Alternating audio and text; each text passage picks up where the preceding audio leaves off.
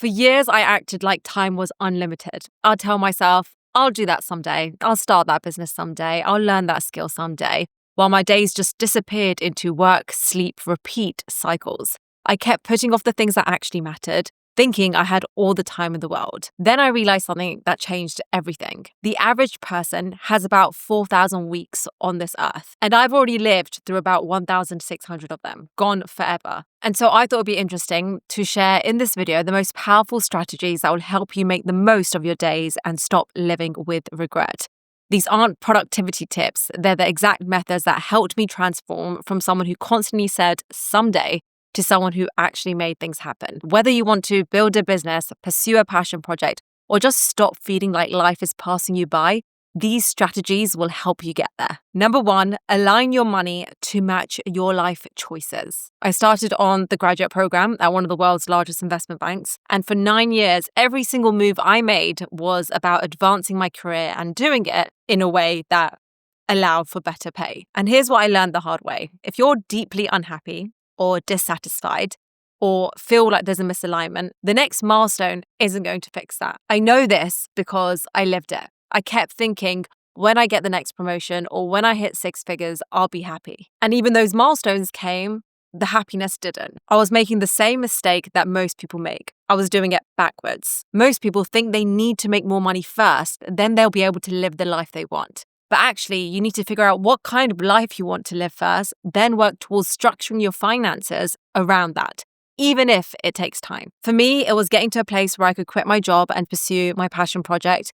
Maybe for you, that's having the freedom to travel. Maybe it's finding ways to work remotely so you can spend more time with your family. Maybe it's having enough saved up so you can take creative risks without worrying about the next month's bills. It's about understanding what you're actually working towards and making intentional choices with your money, whatever your starting point. I just did a podcast on the Diary of a CEO where I shared the exact 5 steps I took to align my money with my life choices, including the very first and most uncomfortable conversation that I had to have with myself about what it was that I was really working towards. I'll leave a link right here and below in the description if you want to check it out after this video. Number 2, make the 8-year-old you and the 80-year-old you happy. There was this thread that I recently came across on Instagram, and I think the profile's called Die with No Regrets or Die Without Regrets. And it really changed the way I think about life. It said that there are only 2 people whose pride should truly matter to you. And it's not your parents, it's not your friends, it's not your mentors, it's not your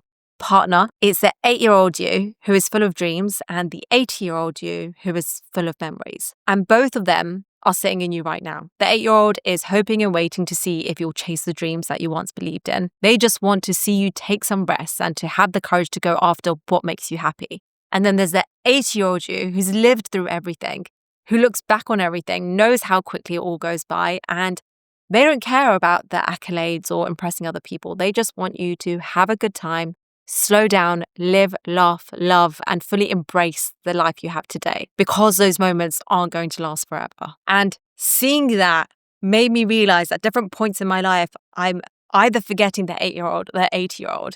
So now every few months, I ask myself, am I making them both happy? When I'm stuck in a decision paralysis about taking a rest, I think about my 8-year-old self. Would they be proud that I'm going after something that excites me, or disappointed that I'm playing it safe again? And when I catch myself getting too caught up in the work stress or what other people think, I think about my 8-year-old self. Are they looking back and thinking, I'm glad you worried about that deadline, or I wish you just enjoyed that moment? It's become my compass for making decisions, because when both of them can look at you with pride, then you know you're doing something right. Number 3, stop treating reversible decisions like permanent ones. This is something I heard for the first time when speaking to Stephen on Diary of the CEO, and it completely changed how I think about decisions. He mentioned that there are 2 types of decisions and how you should approach them completely differ. There's type 1 decisions, and these are consequential and irreversible, one-way doors. Things like having a baby, buying a house, or a major health decision. These decisions need to be made with a lot of thought and made slowly. If you walk through that door and you don't like what you see on the other side, you can't easily get back to where you were before. And then there's type 2 decisions, and these are changeable. These are reversible. They're 2-way doors. Things like trying a new hobby, moving to a different city, changing your routine, even switching careers.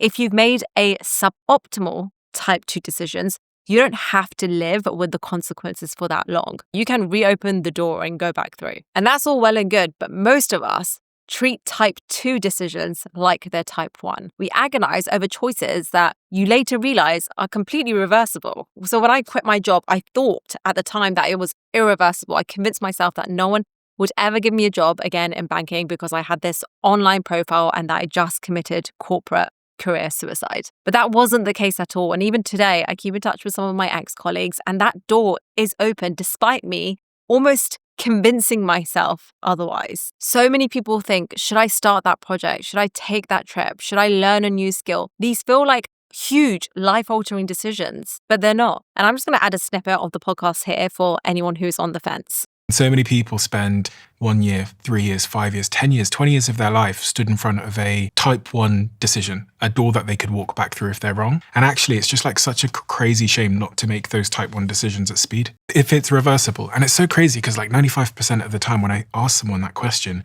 they respond, they said, yeah, I could go back to investment banking if I was wrong. Yeah. I'm like, go do the violin thing then. Go fuck up, fail, it might work out, whatever, but come back here if you can. So if you're feeling trapped in any area of your life, ask yourself, is this actually a type 1 decision or am I treating a type 2 decision as a type 1?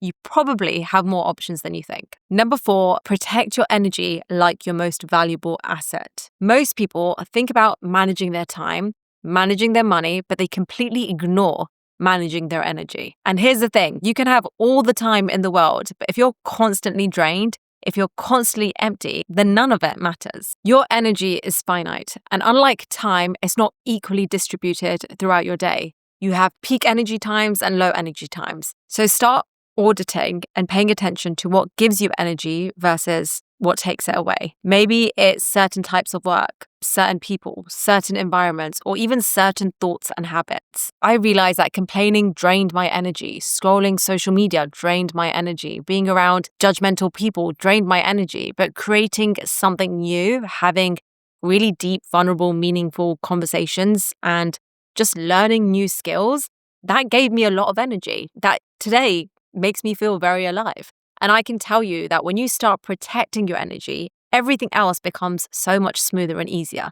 You make better decisions, you're more creative, you're more present with the people that you care about, you actually enjoy life and the things that you're doing instead of just dreading everything. And number 5, slow down time. You might be thinking, how on earth do you slow down time? And actually, you can. Maybe not in reality, but you can change the way time feels.